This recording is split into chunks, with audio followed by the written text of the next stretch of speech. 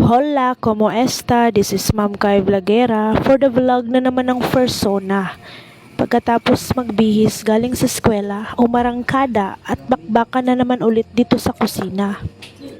By the way, shout out kay aka Simpleng Luto Marvin Laborta sa mga ingredients na palagi niyang hinahanda. Kasi maestra po si Ma'am Kai Vlogera, kusinera, labandera, hardinera at iba pa. At ayan, nag-slice ang persona ng bok choy. Siyempre, first time magluto ng ganitong recipe. Kayo na po ang magbigay ng pamagat ng reseping ito. Siyempre, unang hakbang, initin ang maritesa. Ay margarine pala kasi naubusan kami ng mantika. Aba siyempre, walang pagduha-duha, ilagay ng ating mga lamas gaya ng kamatis, bawang at luya. Gisahin ng mabuti para palaging masarap at masaya. FYI, ang mga lamas ay hindi lang pampalasa, ito rin ay nagbibigay aroma at napakasustansya. Lutuin ito ng maigi na may busilak na puso at sigla. Mix, mix, mix. Up next, sa walay pagduha-duha, ilagay na natin ang karni ng baboy na sobrang hiwaga at pampagana. Mix, mix, mix. Siyempre, i-arrange at takluban at lagyan ng paminta. Aba siyempre, nalagyan ko na po yan ng kaunting asin off-cam kanina. Huwag kalimutang lagyan ng tubig upang ito ay madaling maluto.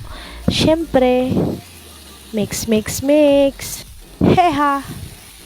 Up next, ilagay na natin ang ating mushroom. Shout out! Jolly Mushroom, baka naman! First time ko po gumawa ng ganitong recipe, kaya kahit first time, sure ako na masarap ito at kagigiliwan ng mga anak ninyo. Up next, huwag kalimutang i-flex sa camera para lagi tayong masaya. Up next, ilagay na natin ang bok choy na napakahiwaga at excited ako dyan kasi first time magluto ng bok choy with mushroom and other ingredients si Ma'am Kai Vlogera. Aba syempre, as kusinera, i-arrange, mix ng sexy at bonggang-bongga. Huwag i-overcook ang ating bok choy na mahiwaga. At ayan ng anak ko, si CK nagbo-voice over na din pala. Hehehe, huwag kalimutan lagyan ng asin. Kaunti lang para masarap. Siyempre, nilagyan ko rin yan ng paminta off-cam, hindi lang po nahagip ng camera. Heha, malapit na pong maluto. Up next, nilagyan ko po pala ng kaunting paprika, pampadagdag, aroma at lasa. Ma'am Kai Vlogera, siya ay kusinera. Ma'am Kai Vlogera, nagmamadali siya kasi ang mga anak niya naghihintay sa sala para magpakarga. Ma'am Kai Vlogera, luto na po, kain po tayo.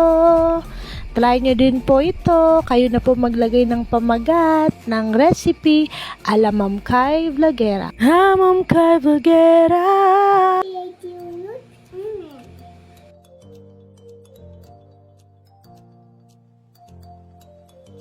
Maraming salamat Ate Casey sa pag-pray. Kain po tayo. Thank you po for watching. Buong Pilipinas, buong mundo, buong universe at saan mang lupalop ng solar system kayo nakatira. This is Ma'am Kai Vlogera. Ma'am Kai Vlogera, siya ay maestra, kusinera, labandera, hardinera, uguban pa. Hola, como esta?